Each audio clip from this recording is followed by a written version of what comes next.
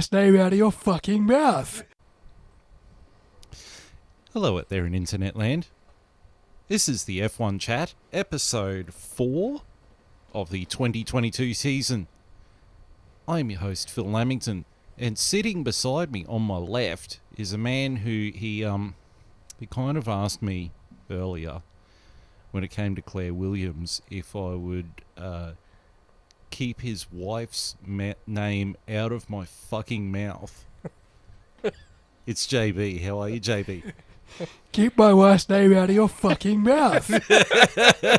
I mean it. Keep your wife's name out of your fucking mouth. And keep those penises out of your wife's mouth. Will. And out of your son's mouth too. Oh, wow. Oh. Anyway. How are you, JB? I'm good. I didn't get slapped on international television. I'm The fine. biggest awards ceremony of the year. I don't think Chris Rock's going to be coming back next year. The Oscars are starting to turn into like the MTV Awards, man. Seriously. Yeah, well, you had Ricky Gervais who just absolutely lowered the bar. That's it. But you know what wasn't a low set bar? The race we just watched. It was pretty good. Yes, but before we get into the race, I also have to introduce our third amigo, who he says more things that are obvious than Will Buxton. It's Longhorn. How are you, my friend? I'm good. I'm just here to do a podcast.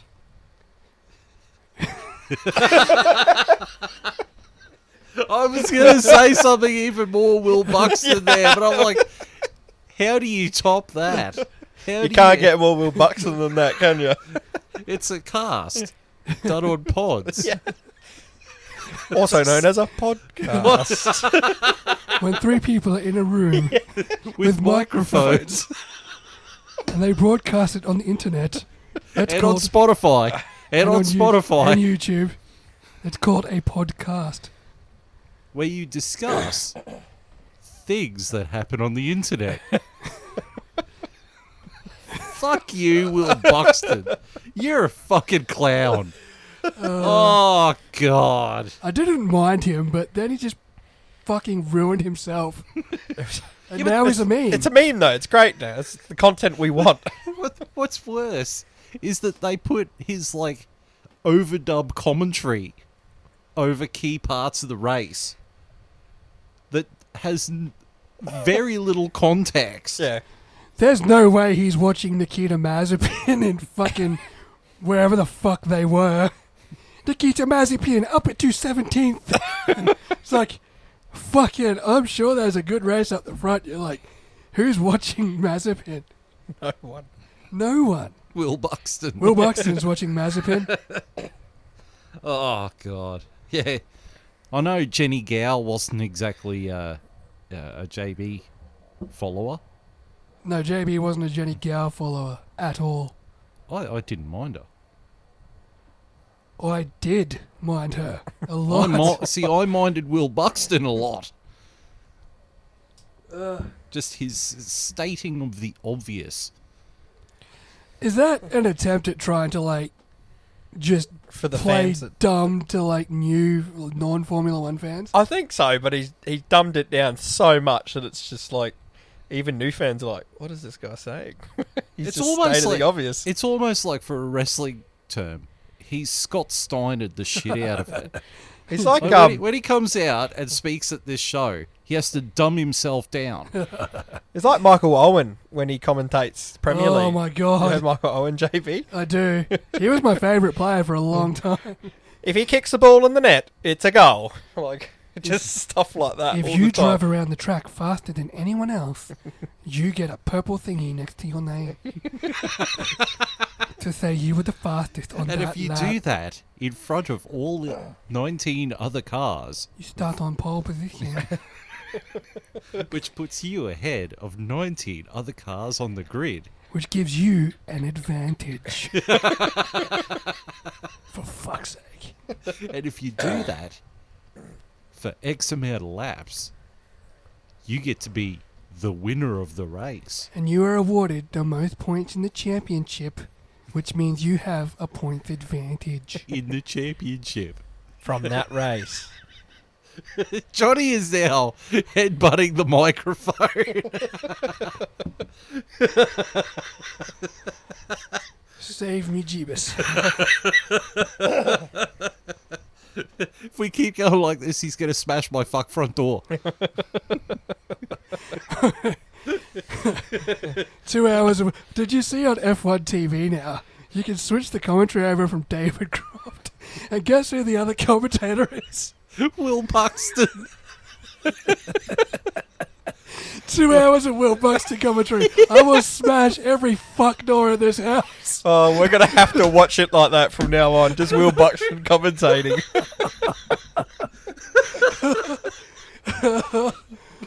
Oh, my God. That'd be about as interesting. There's 6 hours of Neil Crompton on Bathurst Day. I was going to say it's about as interesting as watching someone else watching paint dry. or as obvious.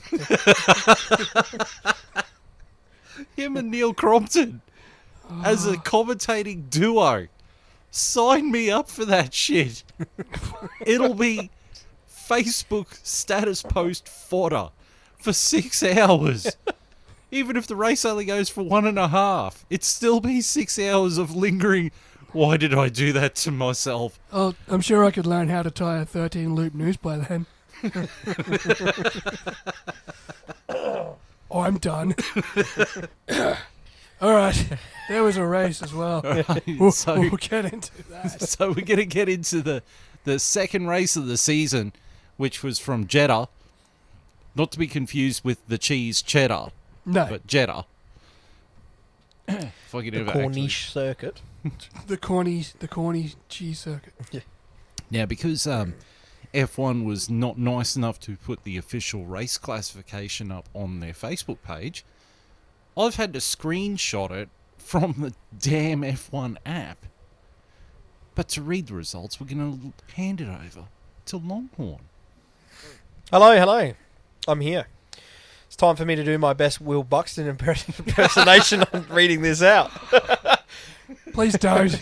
In first because he finished first. Oh, fuck you. All right. He finished ahead of the other Of the 19 drivers. Which means he came first. Which is one number above second. Because he finished behind him.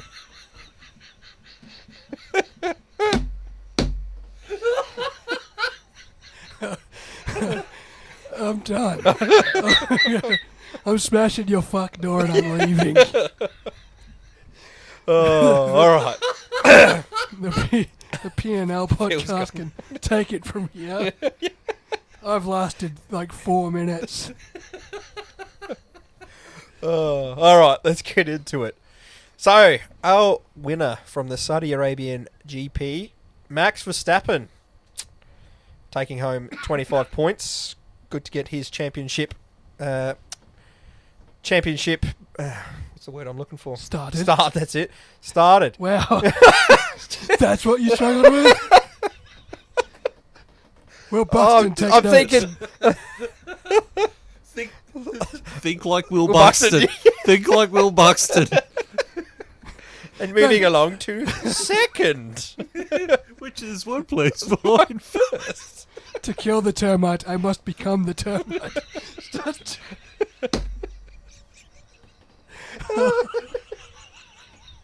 Oh, shit. Oh. All right. Get it together, gentlemen. Let's get it We're going to together. eventually get through this. Yeah. Okay. In second, Charles Leclerc. And to round out the podium in third, Carlos Sainz. In fourth, unfortunately, wasn't his day today. Things didn't go his way. Sergio Perez. In fifth, the first Mercedes, George Russell. In sixth, Esteban Ocon.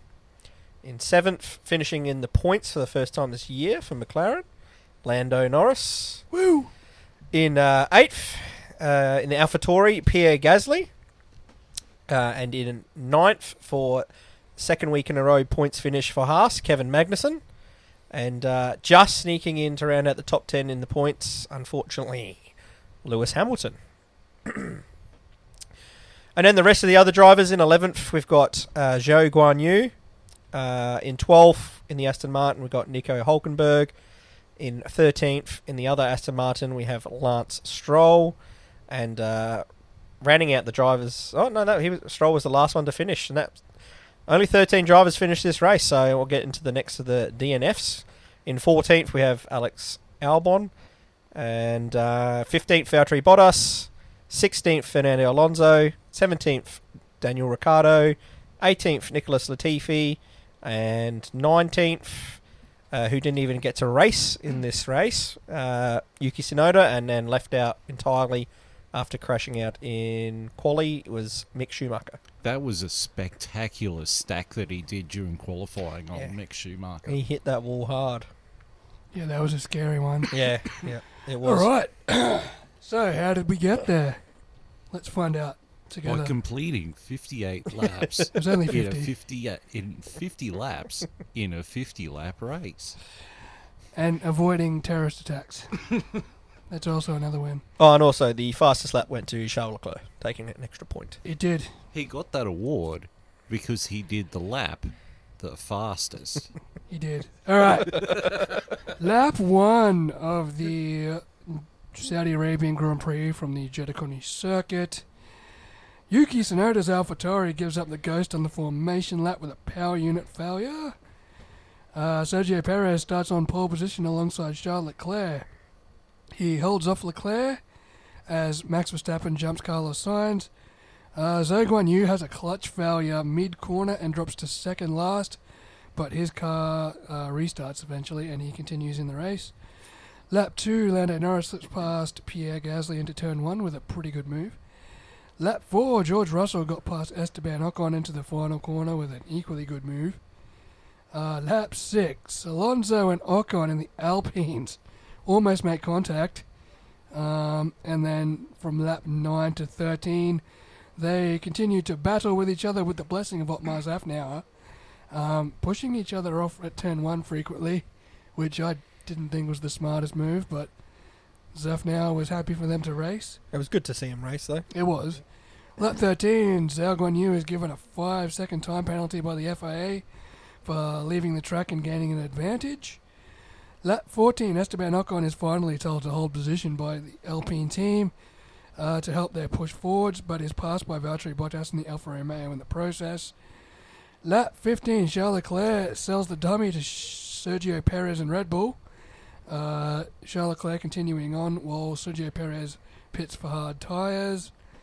Lap 16, Nicholas Latifi crashes coming out of the final corner hairpin, triggering a safety car and a slew of pit stops. Sergio Perez losing out as Charles Leclerc and Max Verstappen are able to pit ahead of him under the yellow flags. Sergio Perez seems to overtake Carlos Sainz under safety car at the control line, with the FIA investigating.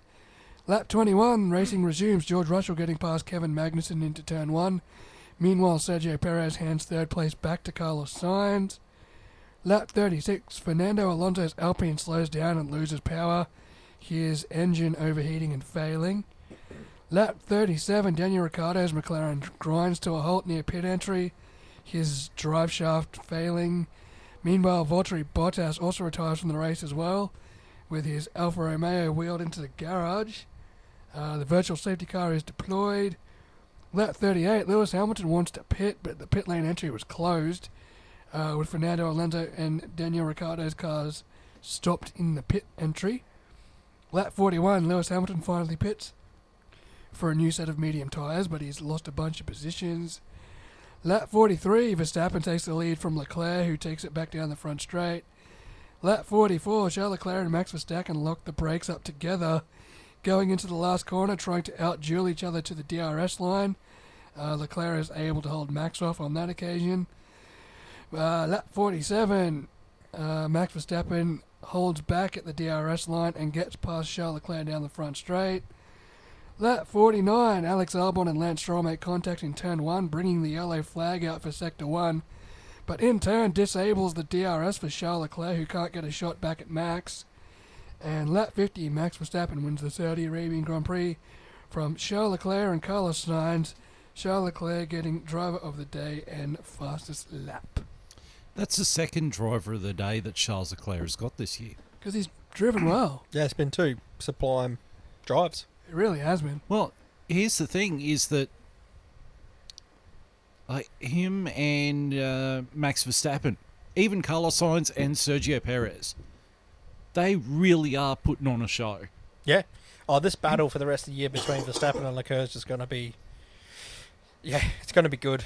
It's going to be a great battle because it's 2 guys that respect each other and they're going to go to the limit against each other all year. We're going to see battles we've seen 2 battles already in 2 races, just them going wheel to wheel, backwards and forth with each other, and it's great. And it's racing. 2 drivers that want to race like this. It's not one driver that wants to race like this and one driver that can't get his head around why he keeps getting beaten, why he can't race wheel to wheel. And what's going to be great about it is if something does go wrong, they're not going to sook about it. They, as you've seen at the end of this race, Leclerc said, "Congratulations to Max" over the radio. Yeah. Like, he's just happy. Like, we're having a good battle. He got out on top this time. You can tell the attitude is, all right, he got me this time. I'm getting him next time. It's racing to the core, not, throwing your hands up in the air, toys out the cot. They did something to beat us. This is bullshit. It's like, to be fair, Max was having a whinge about the whole pit lane thing. He was throwing some things in, but I think sometimes as well, every driver probably says things, but it just doesn't get played over the commentary to us. Like, I'm sure as things go, drivers are probably always saying things. Do you know what I mean? But it's... And the thing is, the low side of that front straight is where the pit line is. Like, that's the racing line almost. Like when you're balls to the walls driving, you're going to... You're just antsy. You're just antsy saying... and frustrated. Yeah, that's exactly right. Exactly right. And So you I want think to it's take more every inch on that track. Yes. Yeah. You want the fastest line, the every inch you've got, particularly when... the Ferrari was the slower car than the Red Bull. Yeah. In terms of power. In Out and terms out in power. terms of Speed. straight line speed. Yeah. So, I mean, he's trying to do everything he can to maintain the advantage that he has. Yeah, but that was an aero thing too. Ferrari had more aero on than Red Bull, which is why Charles Leclerc was so quick in the first sector. Yeah. Because Red Bull had a lot of aero off, which is also why Charles Leclerc was able to go deeper in the corners than Max as well. Yeah. Which is something he's not used to. Well, pardon me. So we look past the first 4. We get to 5th place, which was George Russell. He really had a nothing day. Like, he was there, but... He was just stuck in the middle, wasn't he? Between, he was in no man's land. Like, I still feel like that's as much performance as the Mercedes has. Yeah. Yes. Yeah. Like, he wasn't going to get anything more out of that car. No. And I mean, Ocon and Alonso, they had that huge battle. They did themselves no favours, I guess. But it was refreshing to see the team principal just say, let them go at it. They had a couple of goes at it, and then eventually they settled down, which was the right call. But I kind of prefer that than straight away going, no, team orders, let him through, and it's like... Mercedes. Yeah, you know what I mean? Like, Yeah. it was good to see them battle, and it's great for us watching, especially with the way the cars can battle this year. Yeah, Yes. if that was Bottas and Lewis last year, man, Bottas would have been told to back off after about 2 laps. Straight away, no one wants It was to like, see no, that. don't do that. Lewis, if Lewis was behind Valtteri would have been told to let him through. Yeah. There wouldn't have been a battle. It was refreshing to see, and it didn't ultimately, I guess maybe it didn't cost Ocon. He still got 6th. He just managed to beat Lando Norris to the line. They stopped the battle once they thought Bottas was a Catching threat. it. Yeah. And he did. And And he by did. the time they stopped the battle, Bottas got past Ocon anyway. But Yeah. I think the person who's lucky to be walking... There's 2 people who are lucky to be walking away with any points. Lando Norris in 7th. what makes you say Yeah. that? Just... Yeah. The, Just fell his way to get that. yeah, like the Daniel Ricciardo should be there too. Yes, he should. Daniel Ricciardo, and they probably should have finished 6th or 7th or 7th and 8th. I feel like the car had enough performance in it today because the McLaren hates slow speed corners and mid speed corners. Jeddah doesn't have mid speed corners as such. Daniel Ricciardo would have been right behind Norris. That should have been a 7th and 8th finish. Well, he was ahead of Norris, actually, wasn't he? Yeah. He might have been, so it could have been a 7th and 8th finish the other way around, or even a 6th and 8th finish with Ocon in the middle. I don't think Norris was unlucky. I think the McLaren... I think it's a welcome step forward, to be honest. A very relieving for everyone involved step forward. But cautious optimism because they know there's going to be tracks coming up with low-speed corners, like France is bad for it, and there's a bunch of tracks with low-speed corners that the car just does not. Melbourne Park, Albert Park. Yeah, but they have reconfigured the back straight. They seem a little optimistic about the reconfigurations, both drivers. I saw their interviews today. So we'll see. 2 weeks' time. I mean, it's not enough for a miracle fix, but... Yeah. It's a Band-Aid. I don't think the McLaren's unlucky. I think Daniel Ricciardo's lucky to not be right behind him with points. Oh, he should be ahead of him. I think he would have been ahead of him. I don't think Norris is lucky to be where he is. I think he earned it on merit. I think Daniel Ricciardo was unlucky to not be right there with him. Well, at the same time, though, I think he's lucky to be finished 7th. I think they might have just snuck into the points, but ahead of them, Alonso conked out, Bottas conked out, so there's 2 places. So that drops him down to probably would have been 9th and 10th. And he's 0.1 of a second behind Ocon. He almost finished 6th. Yeah. I mean, he's unlucky to finish 7th. I mean, he had the DRS, obviously. But. Yeah.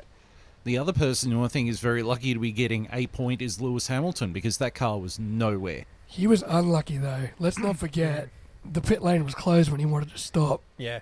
Like, but I mean... He got completely caught out by... Yeah, but his car has not been there all weekend. I mean, look at his qualifying. He was long gaming, though. He was P6 when I think he was as Hamilton does. I think he was out driving the performance of that car and got unlucky in the end. But he went 30. The Mercedes is not where they want. They're exactly where Russell is. They're 30 seconds off the top teams.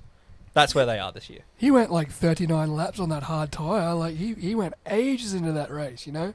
He squeezed every bit of juice he had out of those tyres, you know? Yeah. And maybe he had to in order to get up the field. Yeah. But, you know, I think he was more unlucky to only get 1 point, to be honest. If he'd stopped when he wanted to, he's probably snatching P6 off Ocon, and those boys are a little bit down the field. But I think so too. You know, there's a lot of hard luck stories up and down the field. Yeah. You know? Yeah, well, I mean, look at that one lap where you lost Ricciardo, Alonso, and Bottas. All in one lap. Yep. All with, like, engine failures. Yeah. Could have been completely different. All 3 of those guys could have been in the top 10 today. Yep. You know, you want to talk about bad luck. Yeah, that's right. All 3 of those drivers could have been up there. Well, they were the unlucky ones. They were the ones who sort of helped Hamilton get into the points. Get a point. Because if they hadn't retired, he would have finished 13th. He would have been miles off it. So that's what I mean by he was very lucky. I mean, if those people hadn't retired, then he would have been in no man's land. No, because I still think he was... that pit lane being close stuffed him. Because he was ahead of them at that point when they conked out. Is that right? Yeah, he was ahead of them. He'd run long. He was P6 when he stopped. Yeah. So but he would have had to have stopped. Yes. And I don't know what strategy... I don't know if Ricciardo, Alonso or Bottas had finished their pit strategies by then. They would have been all around each other, though. Like, they would have had a good scrap to the line, all 4 of those guys. Yes, it would have been an interesting finish for the points. But, I mean, that's the teething problems of new cars. Yep. Yeah. You know? Well, speaking of new cars, I suppose my first... It's not really a news point, but it's a question I want to pose to you guys as a sort of theoretical. What are your thoughts on these new regulations? Love it. Yeah. Love it. Yeah, the way Max and Leclerc were able to battle for ages, the way the 2 Alpines were able to battle, the way Ocon and Lando Norris drag raced to the line. Yeah, well, I mean, look at that. There was the 4-way fight between the 2 Alpines, Bottas, and I think Kevin Magnussen. Yep. Yeah, that went for ages. Yeah. There was battles all the way up and down the and Perez down and the grid. Perez and Sainz were having a great scrap at the end too. Yeah. I just love the fact that once you've overtaken, it's not done. You're not just going to drive away into the wind after you've overtaken. The other driver's got a chance to come back at you. Yeah. And, you know, so you see some of these overtakes, like it's instead of just overtaking on the straight and off you go, see you later.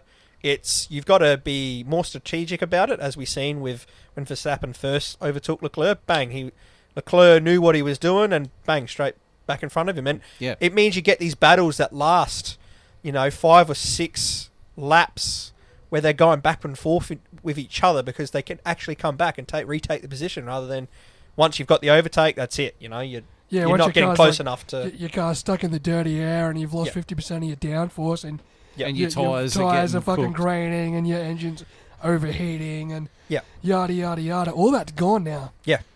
And I think with this track in particular, DRS became a strategic element. Like, you went along into that hairpin, you had DRS, but you really didn't want to use DRS to get in front because... Which is what it's shown so far this year. You don't want to be the driver getting DRS first if there's DRS. That's just the layout of this track, though. True. Yeah, it's the same with Bahrain. That last corner is a fucking a trick corner. Yeah. Because it happened last year. Max and Lewis kept doing it to each other last year. But that's I think one of the beauty of this track is the DRS layout is a strategic layout. It's not just put it on the straight because we want to promote overtaking. It now adds a strategic element. You're overtaking, trying to outbrake the guy and be behind them at the line, which is, I don't know. As Jenson Button said on commentary, it's very against your nature as a racing driver to willingly lift off and let the guy go past you, but, you know, I guess using it as a strategy counts, but it almost looked rather silly seeing Leclerc and Verstappen trying to outbrake each other before the actual braking zone of that corner. But that's what's exciting, is that they're having to try different styles of racing, in a sense. You know what I mean? It's good to see them think on their feet, I guess, but... It's certainly favouring the younger drivers. Yes. In terms of it's encouraging wheel-to-wheel combat, which is what has been lacking, sorely missing in F1. I mean, watching Max versus Charles tonight, and the same with Bahrain. I'm starting to get vibes from the 70s of René Arnoux in his Renault versus Gilles Villeneuve in his Ferrari. I mean, those guys... And I think it's one of Jeremy Clarkson's favourite races. I can't remember what the race was. But these two guys were fighting for third. And Arnoux and Villeneuve kept swapping places like between each other over the course of one lap. Mm. And that's what we're seeing now. It's almost like we're seeing... granted, it's got DRS on it. But it's almost like we're seeing pure racing again. Yes. We are, basically. Yeah, these cars aren't quite at the point yet where we can get rid of DRS as a thing. I'd like to see it get to that point because I think maybe it was still too much of an advantage in this race, especially the way people were utilising the control line into the last corner and then down the front straight. But, you know, the racing definitely seems closer. Like, Leclerc was openly praising the closeness of the racing in his interview and even post-race. Mm. Even directly after the race on the radio, he's like, "Congratulations to Max. I lost out on that battle, but that's what I want all our racing to be like." Yeah. Yeah, and that's what the fans want, unless they're Lewis Hamilton fans. Yeah. You know, that's what we want. We want to see close racing, and we want to see every team have a shot. Granted, though, the teams that are running Mercedes power units seem to be the ones that are struggling a bit. Yeah. Yeah. You know, like, I sort of wanted more from Williams, and so far it's... This is what I want. As we've called before, we want more suppliers on the grid, you know, so that if the power unit sucks, half the grid doesn't suck. Yeah. You know what I mean? Like, wouldn't it be great if, like, let's say Williams was a part of Renault, and then, you know, say that was the difference, and then, you know, they're now fighting for points every week, but instead every week we've got 6 drivers at the bottom because they don't have the power because they got the same power unit. But they are still allowed to bring upgrades to the engine. Like, they can't redesign the engine. Yeah. But it's not saying Mercedes aren't going to be sitting on their laurels. Like, they're going to be back in Germany trying to figure out how many horses we can get out of this V6 power unit. Yeah, like, of course. Yeah, but I think it's it will take a while. It's It'll a take certain a bit. point in the year where they're allowed to make tweaks and upgrade the engine. They will. But they have to wait until a certain point, I Yeah, think. and it might be too late by then. Oh, I think will. it's it will be. either June or July. Yeah, it's way too late. You know, but That's why if we had more diversity with the suppliers, you know, okay, the one that didn't get it right at the start might be at the bottom, but we'll see more, you know, like Because at the moment, we just know, okay, it's going to be the Ferrari power units in the top 10 and it's going to be the Mercedes power units at the back. Like, we just know that's what it's going to be. Yeah. The way it's going, you know. Whereas if it was like we have said before, where it's only 2 suppliers per tech, you know, it's going to be more thrown up. Yeah. In a sense. Do you know what I mean? Whoever gets it right is still going to be rewarded because they're going to be at the top, but we're going to see more differences rather than, okay, well, whoever backed Ferrari got it right this year and they're now in the top 10, and whoever went Mercedes has got it wrong, so they're at the back. It's like, at least it would just, that's all I'm saying. It'd be nice to have it more thrown up. It wasn't too long ago that was the other way around as well. But that's what I'm saying is the problem. Yeah. Because there's too many backed in the same category, you know what I'm saying? Yeah. If it was all different suppliers, it's like you're going to have less of that. Well, I mean, yeah, like 2020, we saw that every team that was running Ferrari was just fucked. Yeah. And every team that was running Mercedes was doing really well. And now it's I don't want to say it's a level playing field, because obviously Mercedes is either the 3rd or 4th engine on the grid. They're last. Easy last. And then you got the Renault. And then you've got the Ferrari, which might be just lacking a little bit of speed compared to the RBR. But the RBR has already had one issue, which was their fuel pump. Yeah. And then the AlphaTauris are having problems too, which are essentially... Yes, there. they didn't even start the race today, so Yeah. They're quick, but they're not super reliable. Yeah. Seems like Ferrari's probably got... Yeah, maybe they are the second in outright speed, but they're definitely the most reliable at the moment. Yeah. Yes. But it's fantastic seeing Charles Leclerc and Max and Carlos and Checo really going for it. I hope the gap behind... I hope it starts closing up, though. Like, I hope Mercedes finds maybe a little bit of something to help the McLarens or the Mercedes close the gap, you know. Yeah. Because a 4-way fight's great, you know. It's better an 8-way fight, a 6-way fight, an 8-way fight. 100%, yeah.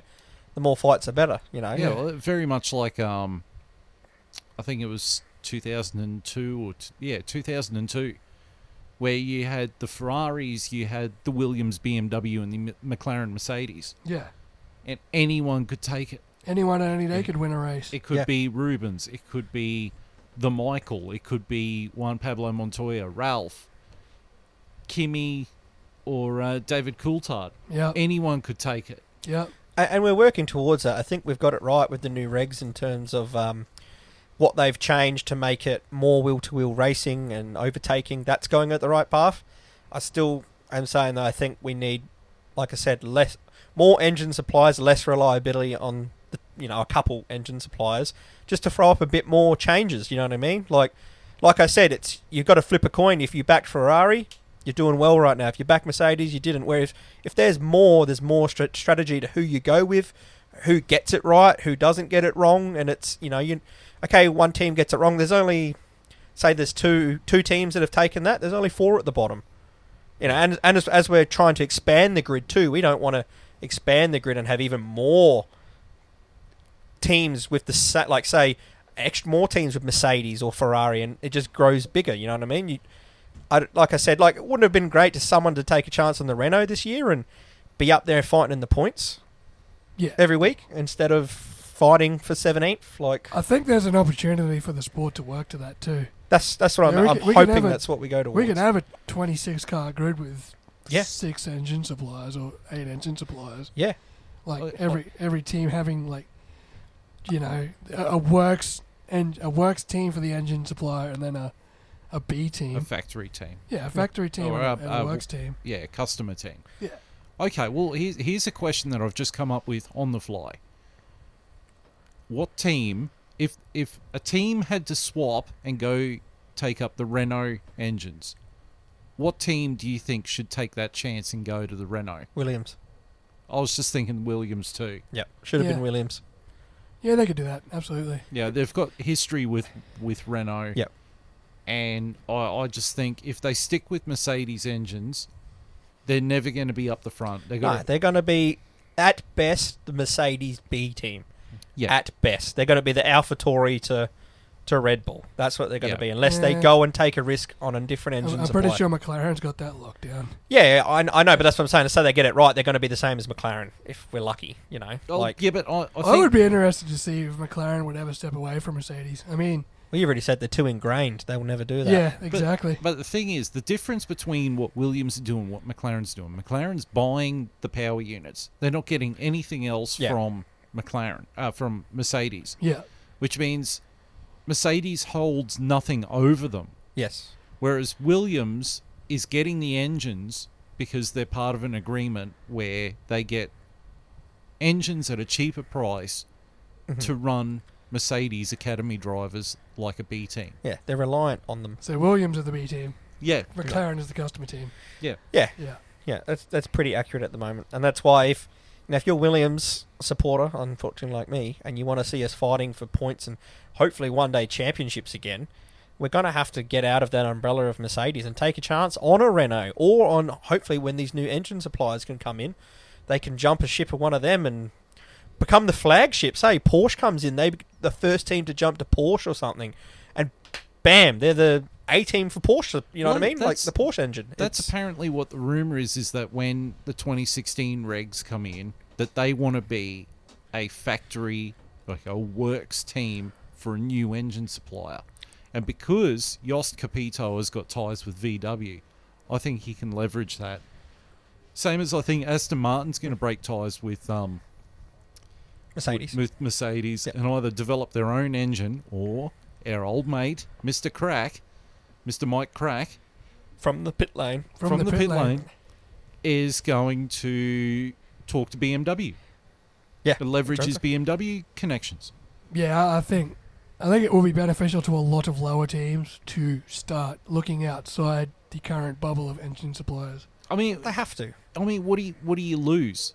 Yeah. You're either going to be where you are, or you potentially go up. And if you're the Like- first team on that engine, you get the full support of the factory. Like, Yeah, if you're the first one to jump to the Porsche engine, Yep. You The become whole- the A team. the whole of Porsche is suddenly at your fucking beck and call, Yeah. developing your engine for you. and they want to develop it so that you look good. Yes, They don't want for their their engine engines. to be just putting around on the back of the grid. No, they've got pride. Like, they're a like, and if Aston Martin are the ones making their own engine, you know, Same thing.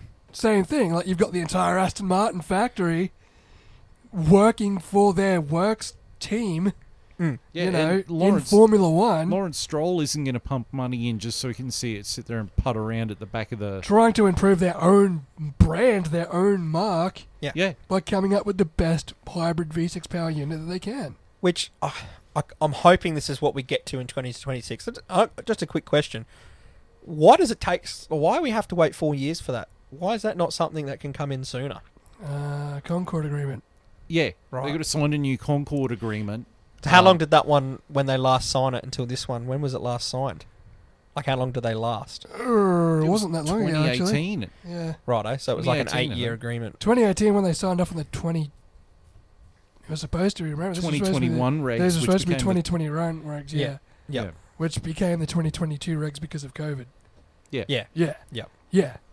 Basically, when they announced what the new regulations in 2018, what the 21 regulations would look like, that was the signing of the Concord Agreement, which started at the start of this year. But what as in, like, we're still waiting for 2026 for new engine suppliers, so that's a different agreement, is it? Or was that part of that same agreement? It's just not come in with the new regs. Yeah, it's that's a part bit of the, behind. It's part of the Concord agreement. So I'll probably get this all wrong, but from memory, the new Concord agreement gives it's X amount of time so that the teams can stump up the cash for their entry fee, Yep. which covers X amount of years. So the new regulations are there so that also the engine suppliers can do the new thing. To the new regs. Yeah. Start developing the Yeah, power yeah. units to Fair the enough. regs. That makes sense. Gives them time to develop And something that's- ready It gives them for- 4 years from Yep.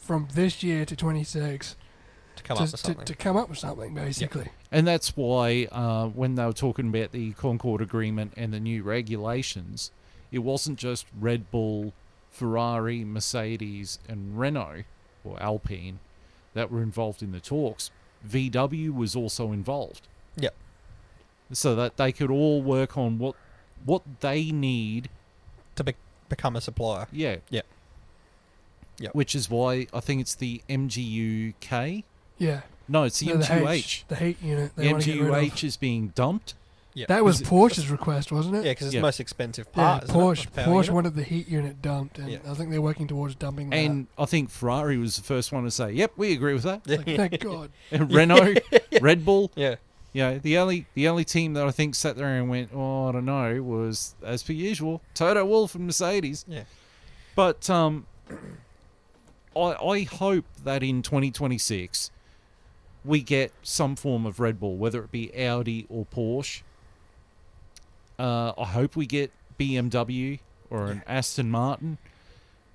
There's another engine supplier that I really hope does come back to F1 besides Honda, and that's Toyota. Yeah. I Yeah. really want Toyota to come Yeah, back. I miss Toyota. Yep. Toyota needs to come back as a factory, a works team, a factory team. Yeah.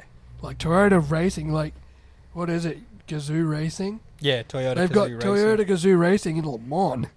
Like, you can bring Toyota Gazoo Racing over to Formula One. It's Yeah. the sponsor of KO, which hosts all the Formula, all the motorsport. Bring back your Panasonic logos, man. We Yeah. miss you. Yeah. Well, they actually had really nice looking cars. They had great liveries, and those cars were relatively quick. But I mean, Toyota is the guys that pioneered the hybrid technology in road cars. If they came back into F1, it would be their way of showing that their technology that's in a Prius is no laughing stock like how everyone sees Priuses. Their technology in a Prius is also in a LaFerrari and a McLaren P1 and a Porsche 918 Spider. Yeah. Like, hybrid technology was laughed at to begin with. It's now the driving force of, like, the fastest production cars on the road Yeah, now. my mum And the fastest racing cars on the My- planet. as we- Formula One. Yeah. my mum got a taxi a couple of months ago, and she was in a Prius, and she's like, oh, it was so quiet, it was so nice. I'm sitting there going, it's a fucking Prius, Mum. They're quick. I followed one out in central Queensland in my old BF Falcon. Were you able We to were- get close enough to overtake? We were Or- doing $1.50, like, out the back of Capella somewhere. Like, I didn't know it could go that quick. Like, when's it run out of battery? So he's going to need a push soon. I'm just following him out. I'm like, well, if he goes past Mr. Flash for cash, that he'll was- get done before I do. That was your old ute, wasn't it? That was the old You Falcon. should have yeah, dropped man. the back tray, you would have had Yeah, DRS. just kicked the back tray off. I got 20 kilometres an hour on the top speed. You got to pass the DRS detection point for that. And Yeah, the That's fuel, the flash for cash. and my fuel economy goes way up. Pass the flash for cash. DRS, doom, off we go. Imagine that. Imagine if you had like a fucking operating switch system that just drops the target. Flick. It sounds like something out of a Mr. Bean show. It does. All right, the next news item revolves around Pierre Gasly. So I read an interview with Pierre Gasly this afternoon. And Pierre Gasly's contract with the Red Bull family is up at the end of this year. Yes. And he's given them an ultimatum. Fair enough. Put me in the Red Bull beside Max Verstappen or I'm leaving. He needs to. Well, he's leaving then because Sergio Perez ain't going Sergio, nowhere. Yeah, Sergio that's it. Perez is just driving amazing. Perez is driving the best in his career. To be fair, Gasly's driving the best in his career at the moment too. Yeah. But not to Perez's level. But the problem as well is they've got the dynamic right at Red Bull at the moment. They've got their world champion in Verstappen, and they've got the perfect partner in Sergio Perez, who isn't interested in... When I say not interested, of course he'd love to go for world champ, but he understands his role, whereas Gasly goes there. He's Is already he going to got a understand his role? No, he's already got a fucking chip on his shoulder. Exactly, you know. So why would you want to screw with a winning formula that Red Bull have right now when he already had his shot and it didn't work out? Whether it was... Oh, he also said, like, I want to be world champion. Yeah, of course he Well, does. you're He's not gonna young. do it You're in not going to do it AlphaTauri. in a Red Bull, mate. No.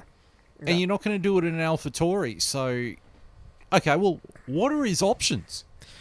Well, it all depends on the rest of the grid, but... Williams. Yeah. Well, And possibly Ricardo's seat at McLaren if shit keeps going the way it's going. Yeah, or But that would possibly, require him terminating his contract a year early, which I don't think they'll do. depends on what happens. I think Vettel retires, so that opens up a seat to Aston Martin. He could become number one there. The other thing, which would revolve a couple of things happening, but would be Hamilton retiring, Ocon going to Mercedes, and Alonso also retiring, opening 2 seats at Alpine, which would be Piastri and Gasly. Other than that, it's dependent on Ricciardo going to McLaren. But the seat I see opening up most would be Vettel's seat at Aston Martin. Yeah. Or Nicholas Latifi at Williams. He's not going to Latifi's gone, but I don't think he'll go to Williams. He Gasly, might. Gasly can't go down from here. No, that's right. That's the problem. But the problem is that I don't think he can go up.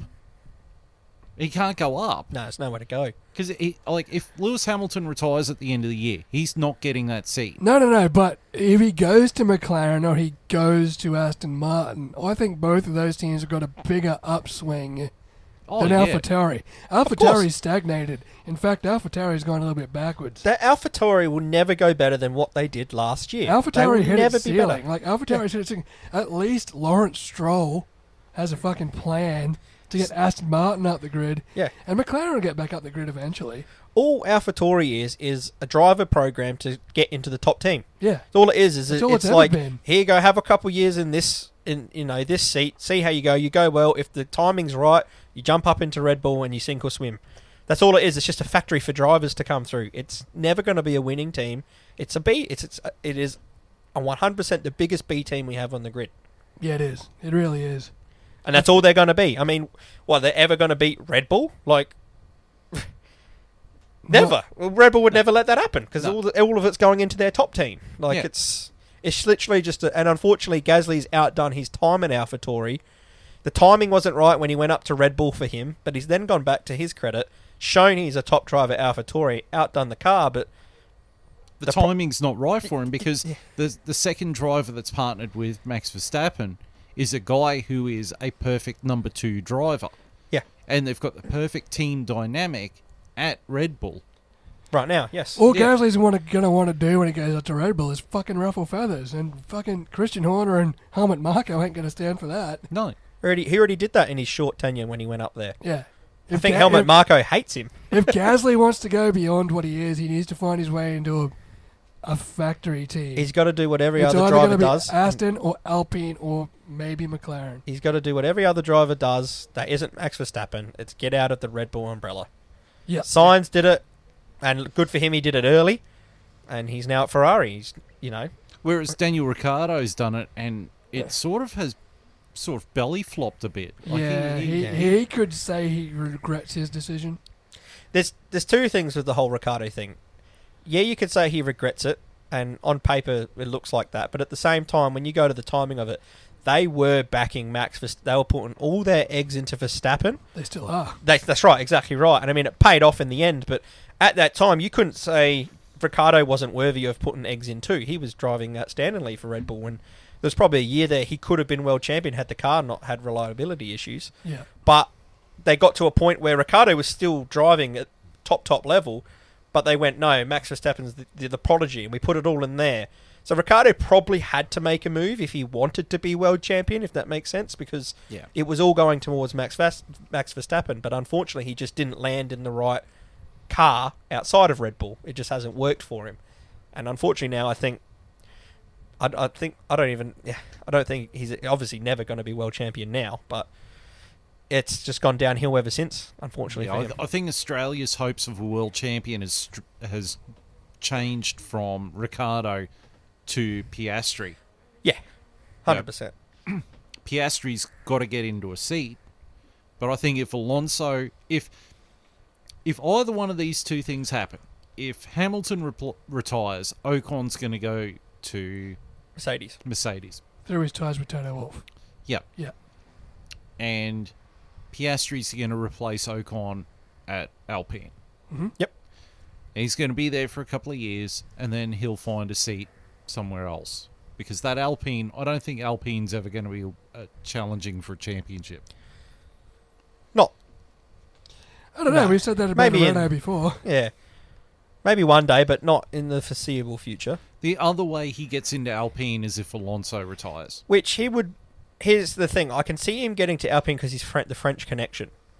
They would like to have a French driver, I'd imagine. If Ocon goes to Mercedes, the only problem is going to be his timing. Is if Alonso's obviously driving well enough to hang around for another year, which he's got on his contract.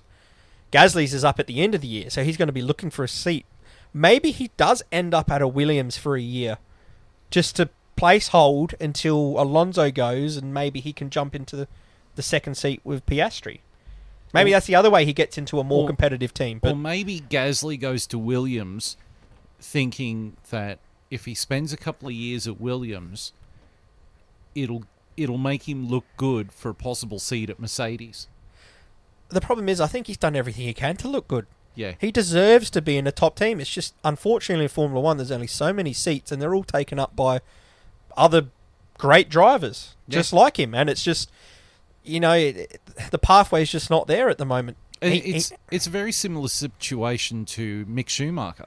Like, Mick Schumacher's got the talent, but he's going to be at Haas for a long time because Ferrari's got Charles Leclerc and Carlos Sainz, and that combination is working. Yes. I think the instant that combination doesn't work, it'll be Sainz that's out the door and Schumacher will be in. I'm not sure. Haven't they just extended Sainz, or they're about to? They're talking about extending his contract, Yeah. Unfortunately, I don't see that really happening with them too, especially the way Ferrari's going at the moment. I think, they're going to be locked into that Ferrari for the next 2, 3, 4 years. They've been the best pure driver pairing on the grid for fucking... This is their third year now? Yeah. And now they've got the car to win a world championship. Second year. Well, last year and then this year, Yeah. But So unfortunately for Mick, what happens stuck. to him too? Because you don't want to disrupt that. But where does he go? You'd have to wait for Sainz's contract to run out, but they're going to renew Sainz. Yeah. And the I think the initial plan was just to fucking wait for Carlos Sainz's 3-year deal to expire. But they've realised how good Carlos Sainz is. 100%. 100% And now they're just like, happened. fuck, we can't let him go. Yeah, he's too good. He's So to renew his contract, now Mick's going to have to wait. and like there was a story over the weekend that Wait, here's one. Because his dad drove for Mercedes. Oh. Would Mick replace Lewis at Mercedes? Oh. oh, yeah. Wouldn't that be betrayal? But at the same time, his dad did. But at the drive same time, Mercedes. he's not going to get a Yeah. seat at Ferrari if No. Carlos is getting extended. But thing is, Mick Schumacher is under contract to Ferrari. For how long? I think he's still got another 2 years. Okay, well, that's out the window. Mm. But So he's going to have to sit. But it's not like the Haas isn't getting better either. no. He's not going to win races or fucking championships, so you might snag a podium eventually. Yeah, but it's nice to see that Haas is.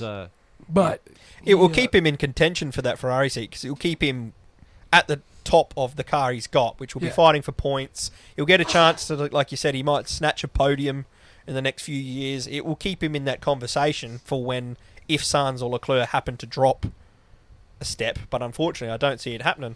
But the news story that also was mentioned over the weekend, I'm not going to put a photo up of it, but Mick Schumacher has put his hand up and said, if either one of the Ferrari drivers gets COVID and they have to miss a race, I'm in. I want that seat. Good. I want to sit at Ferrari. well, that's fucking almost Will Buxton obvious, isn't it? Well, I mean, they've got Antonio Giovinazzi hanging around. No. Yeah, but And- Schumacher's your future. No, you put Schumacher in the car and Giovinazzi drives the Haas. Yes. Well, the other one is, I think their test driver is Robert Schwartzman. No, But it's Mick. I think... It's Mick all day. Yeah, Mick. Mick. Or Schwartzman drives the Haas. Actually, Yeah, I think Schwar- Schwartzman will get the Haas. I think Schwartzman was at the test, wasn't he? Yes. Yeah, so it's Schwartzman will drive the Haas Yeah. and Mick will replace COVID A or COVID B. Yes. And I think if any one of the drivers at Alfa Romeo get COVID, Giovinazzi straight back in there. it'll either be Gio or Schwartzman. Yeah, so they're all in the pipeline. And Yeah. apparently Piastri's almost a free agent in that respect. Well, you've seen what happened with Ricciardo. Straight away, Alpine said, if you want him for a week. I think Alpine said that to anyone. They have. That's what I mean. They're They want him in a car. It's like Formula 2 world champion, like, let's not forget. Yeah. yeah. Like, there's a lot of, like, has-beens floating around. Giovinazzi and Kubica and whoever else is floating around out there. Piastri's the best talent to come through in the last few Piastri's years. literally Formula Literally. 2 world champion. Alpine are so desperate to get him seat time Yeah. that they're offering him to every team on the grid Which is good. I'm glad they're doing it. I'm glad they've recognised, hey, we've got this extreme talent. because he The fucking timing deserves it. didn't work out, and we've unfortunately... They shouldn't have signed Ocon to that long deal at the time. Not that it's not paying off. I mean, Ocon's actually been great for them. But they've gone, oh, well, bugger. We can't get him in right now, but we better hold on to him. But, hey, we know the kid's got talent. Throw him in another car. Give him the experience because he's going to come into us. Yeah. And we want him to be Which the makes- guy that won Formula 2, Formula 3, Yeah. GPs. We want him Yeah. F1 ready. Yes, that's exactly right. Exactly. You know, Which he- makes me feel, when we have this discussion, makes me feel for Calamai a lot. His name's like been pretty much forgotten around the paddock. But I reckon Callum Ilott, if... Did he go to IndyCar? Yes. Yeah. But I reckon if Andretti Motorsport comes into F1, They need to bring Ilott with them. it'll be Callum Ilott and it'll be, Herder. Colton Herder. Yeah. That's not a bad driver lineup. No? No, that sounds like really good on paper. So, Yeah. so my next sort of, it's not really a news item, but it's a question I want to pose. It's about Lewis Hamilton. Because I've noticed in the last couple of races, like he has lost a step or two.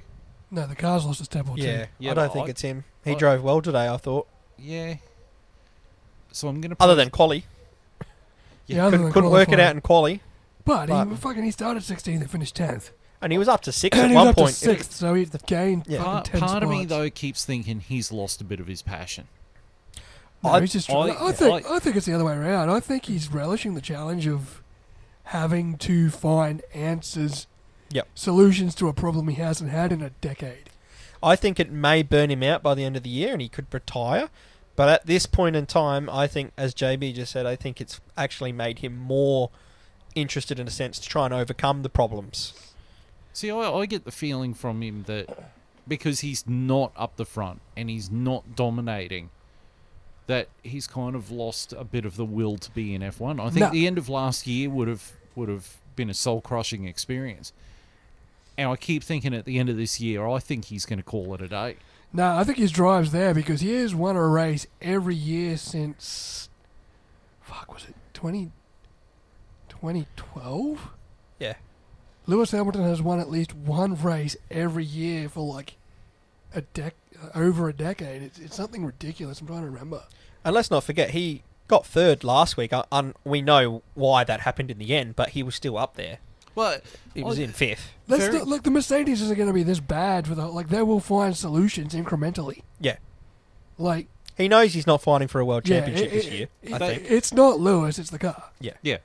For But- once we can. but- Say, I mean, we're saying this the other way around now.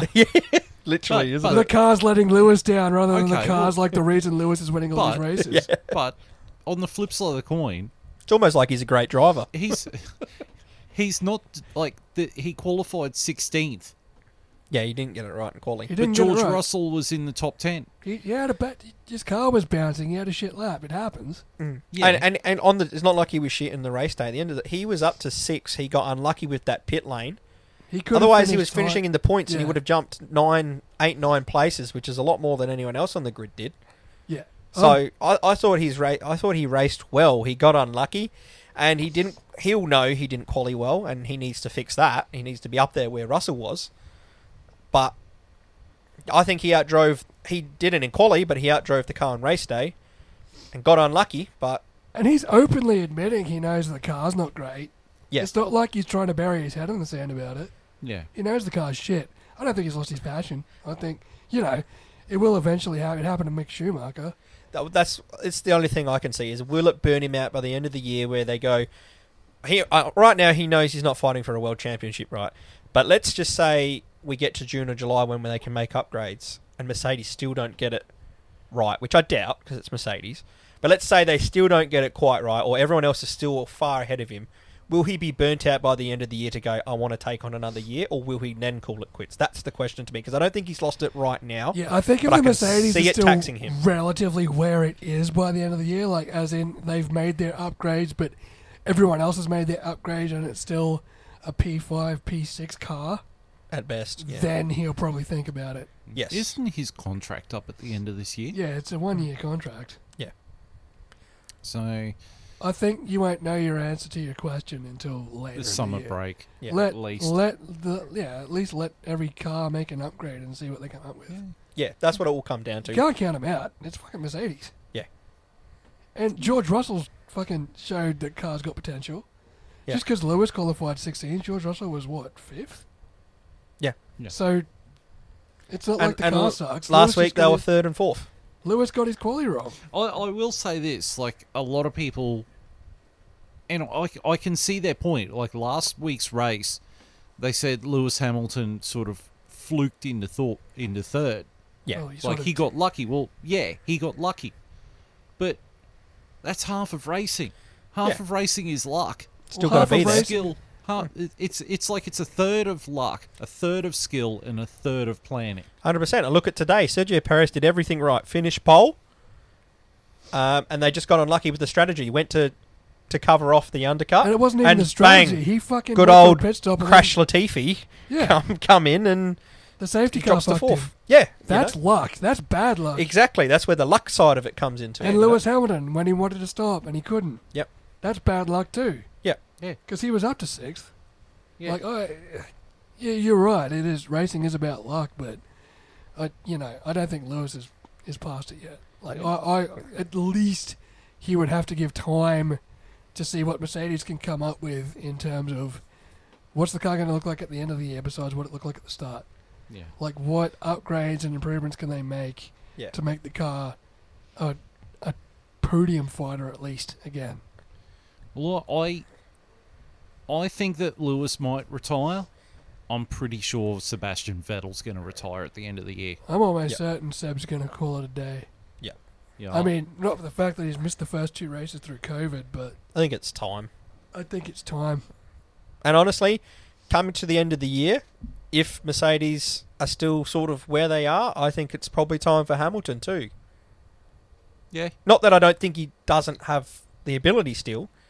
I just don't know if he'll still have the want Yeah. to battle, if that makes Yeah. sense. Yeah. Because he's done it all. He's done it all. He's got nothing left to prove, man. No, Like, he's got gonna go nothing, down. you know. And I Whether think you- he took a shot at this year to go, well, let's see how we go. If I'm fighting for a world championship again, I'm in. And it just hasn't come off so far. It's Ferrari and Red Bull's championship. this year you know? always seemed to be like a wait and see sort of year.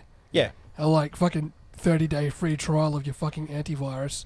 Yeah. Make sure it keeps your computer clean of viruses or I'm terminating the contract, the 7 Because days. if you have antivirus on your computer, it will prevent viruses Yes, it will. from getting on your computer. It won't stop Will Buxton's terrible commentary, though. Thanks, Phil Buxton. Thanks, Phil. Phil Buxton. Phil Buxton. Yes. I'm going to change my name to Phil Buxton now. No, I wouldn't put anyone through that torture. Right, so that's all the stuff I've got this week. So we're going to go over to the driver standings and Yeah, that's me. That's one point.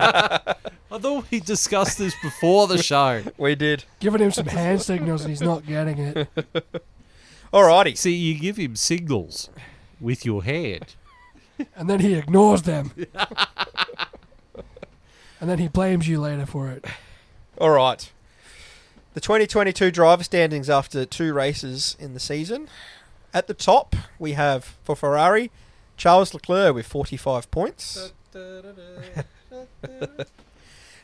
In second, also in the Ferrari, we have Carlos Sainz in 33 points. Come on, Sainz. Keep it up, man. Keep it up. Me and JB got money on you. Yeah, now we got a fucking prancing horse in the race. I know, right? I know. In third, in the Red Bull, we have Max Verstappen, 25 points. In fourth, in the Mercedes, George Russell with 22 points. Fifth, in the Mercedes, Lewis Hamilton with 16 points. Sixth, in the Alpine, Esteban Ocon with 14 points. Seventh, in the other Red Bull, Sergio Perez with 12 points. Can't believe I'm about to say this. Eighth, in the Haas, that's right, the Haas, Kevin Magnussen with 12 points. In ninth, Valtteri Bottas in the Alfa Romeo with 8 points. And to round out the top 10, we have Lando Norris in the McLaren with 6 points. We got there. Woo! Woo! All right, 2022 Constructors Standings after the Saudi Arabian Grand Prix. First place, we got Ferrari with 78 points. Second place, we got Mercedes with 38 points. That's a big gap already. Third place is Red Bull with 37 points. Fourth place is Alpine with 16 points. Fifth is Haas with 12 points. Sixth is Alfa Romeo with 9 points. Seventh is Alpha Tauri with 8 points. Eighth is McLaren with 6 points. Ninth is Aston Martin with 0 points. And 10th is Williams with 0 points. And the crowd goes mild. You're as good as an Aston Do Martin. you think those two bottom teams will get a point this year? I hope so. I think they will based on some kind of luck thing going on, and they'll be there. But I think Williams will get points before Aston Martin. Yeah. I don't know why, just gut feeling. Lance Stroll was unlucky to not be in the points. I mean, remember he got hit by fucking... Stuff Lance Stroll. I was on Lance Stroll because he knocked Hamilton out in quali, and I was like, yes, Stroll, give me something to like. I like you, good. And then he just turned into Albon. No, go away, Stroll. No, I liked you for like half a race, and then no, you done me. I got to admit, like Hulkenberg, back to my bin. Hulkenberg has really been a flat tire. He's just really been a flat tire. He just couldn't get his head around the car. But that said, I don't think fucking Sebastian Vettel's going to be much better on his comeback in Melbourne. Well, they were also saying he was pretty worn out. He's probably not got the fitness. Yeah. I mean, even Kevin Magnussen was complaining, or not complaining. He was saying, he was sore and tired because he probably doesn't quite have the neck strength required. Neither of those guys were supposed to be driving a Formula One car this year either. Exactly right. So, that's probably a big effect on why. Yeah. At least for Hulkenberg, where he was. Yeah. He beat Stroll this race. True. He did. 10 points for fucking Gryffindor. Well, no, it was 0 points for Aston Martin. Yeah, I know. Do you need me to read the results again? No. Gryffindor's not a Formula One team. Should be. Should be. You're not a wizard, Hardy. Don't make me do the other one. No, you can't say that word. J.K. Rowling is the team principal. You can't. Who's your drivers? Who's your driver pairing? Harry Potter. It's Harry Potter and Draco And Malfoy. he who will Draco not be Malfoy. named. He who will not be named. Draco Malfoy because he's badass. They'd hate each other. It'd be like Nico and Lewis again. Yeah. Well, I don't think we'd make Harry Potter. We've made a lot of references in this show. I'm pretty sure we just broke ground with the Harry Potter reference there. I know who you'd like to be a driver in the Harry Potter team, in the theme. Hermione. Yeah, I've been watching to be a nice team manager. Would she replace... Wait, I can't say her. I'm going to keep her name out of my fucking mouth. Keep her name out of your fucking mouth. She could replace Eva Mendes in the race control box. There we go with the Fast and Furious reference. I had to get one of them in. Is Edward Freitas going to be the race director in Miami? I hope so. God. I hope so too. Oh, so many. Rocks up on his yacht, tries his Ferrari out of the boat impound yard. It's had its fucking door smashed. Yeah. So Tyrese can get back into his Mitsubishi Eclipse Spider. Oh, Christ. Did you know they actually really did put a Nissan engine from a Silvia in a Mustang body? Yuck. Why? Well, Japan doesn't have real motors. I don't Despite know. the fact that a lot of that movie was actually filmed in America and not in Japan. Yeah.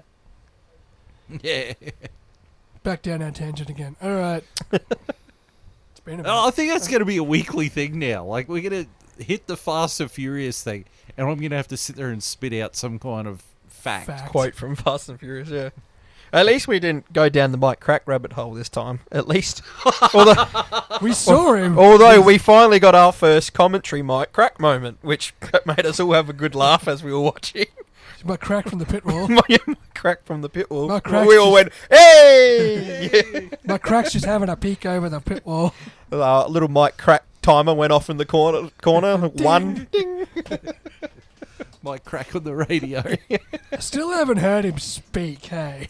He did once here. He said to Hulkenberg, he said, we're going to hope for he said, keep going on these tyres. We're going to hope for a safety car. We're going to hope for a safety car. Did that eventuate? Nope. Nope. That was when he was just getting overtaken by everyone. My crack is full of shit. And he can't predict races.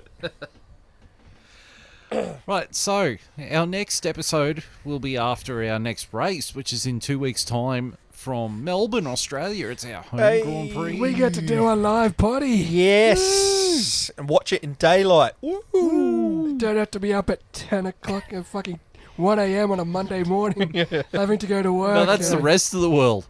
Yeah, you bastards. Welcome to what we have to put up with. Welcome to our world. What time is it for England then? It's like 11 o'clock at night. 2:30. Who gives a fuck? Cop that, England. That's what you get. Yeah. Where's your Lewis fans now? Didn't that happen on the F1 Facebook page where someone was whinging? Yeah, they were bitching about the fucking time zone. And then every Australian got in there and was like, you salty little prick, you happy now, aren't you? You get to sit there every week with your afternoon 3 p.m. cup of tea. Yeah. We're up at fucking 11 p.m. If we're on a lucky. Sunday night. If we're lucky. Going to bed at 1, maybe 2 in the morning. If you're lucky. Going to work. You get to do it, once? Poor babies, you get to do it once. You're just so full of sodium. There's so much salt. You just hate it. Our KFC chips had as much salt as what half these people How have. am I supposed to stay up at 11 p.m. on a Sunday to watch the Lewis? Same way we do. Same way Sky Sports is fucking showing us what Lewis is doing in 15th fucking place. Yeah. Meanwhile, there's a battle up in the top 4. Oh, let's see what Lewis Hamilton's doing. He's overtaken Lance Stroll. Oh, great. Move on. Whoop-de-doo. Perez and Sainz are having a great battle. Here's Lewis overtaking a Haas. Yeah. Not this year. In case you're fucking... It's overtaking a bloody crashed Nicholas Latifi in the wall. That's what it is. He's used to that. I can't stand this. You go to his last 3 races, that's 3 crashes. 2 in this race alone. Lewis Hamilton driving past crashed Nicholas Latifi, just getting Abu Dhabi flashbacks. Proper PTSD, wasn't it? Hello, darkness, my old friend. When you try your best, but you don't succeed. That really pisses me off with the coverage, though. Like, Lewis Hamilton's coming 15th, and you get the radio messages, and you see him overtaking... And the camera's like following around for like 3 laps, just like, up front, a pretty old Perez is having a pretty good ding-dong battle, but... I don't mind showing him if he's overtaking, but I don't get where it's like, let's just check in with Lewis Hamilton. And, yep, he's driving around. It's like... In no man's land. And meanwhile, there might be a battle between someone else. I don't even care if it's Guan Yu Zhou overtaking Alexander Albon. Like, show me that. Like, show an overtake. I don't want to sit there and watch Hamilton just drive. Here's the thing. Like, Mercedes has got 2 British drivers. And Sky Sports is British. Didn't see fuck all of George Russell. Anything of George Russell. You didn't hear any radio messages from George. Nothing. He was a proper Antonio Giovinazzi of this race. George Russell was Antonio Giovinazzi. It was almost the Mandela effect. Did he exist? Yeah. You know, but Lewis Hamilton overtook a fucking duck. Yeah. Who fucking A Nico cares? Hulkenberg, who can barely race at the moment. Yeah. He's that exhausted. Yeah. But, you know, let's spend about 20 minutes covering that while there's a fight between Ferrari and Red Bull up the front. You know, that's an absolute ding-dong battle. But let's go and watch Mercedes and fucking Lewis Hamilton sit there and bitch about how his tyres have got no grip. Shut the fuck up. I think I got at least I got my one on board with Lando Norris, so I was happy with that. From his helmet cam, which was cool. We got it on board with Ricardo when he engine stopped. Yeah, when his engine stopped, that was nice. That was that. That was a fucking good touch. He's 0-2 now. 0 finishes in a year that we said the fucking pressure's on him. Did he not finish last week? He didn't finish last week. Oh, he did. Sorry, he got did, no points. But though. they were like, yeah. But he finished. I was actually thinking this. I was like, look, they're not going great, but at least he's beating his teammate again. I was like, yes, Ricciardo, that's all you got to do at the moment is be beating your teammate. And then that happened. And I was he like, probably would have beaten Ricardo Norris again today as well. He would have. Yeah, he would have been 2-0. So I don't know. I mean, I'm he's his home race, man. He's got everything to fucking play for in Melbourne. Everything. He's got a lot of money on the table. He does. He's got a lot of money on the table. He's got to fucking take it off the table and stop leaving money on the table. You can't leave a lot of money on the table. You've got particularly to take the in money. Melbourne because you're very close to the casino. Yeah. If you leave a lot of money on the table, There's a money lot of money to be taken. left on the table. Yeah. Your table has a lot of money left on it. Thanks, Will. Thanks, Will. Ein guter Steiner. Roman is greater driver. All right. We'll see you in 2 weeks. Yes. 2 weeks' time for the Australian F1. Until then, on behalf of JB and Longhorn, it is goodbye.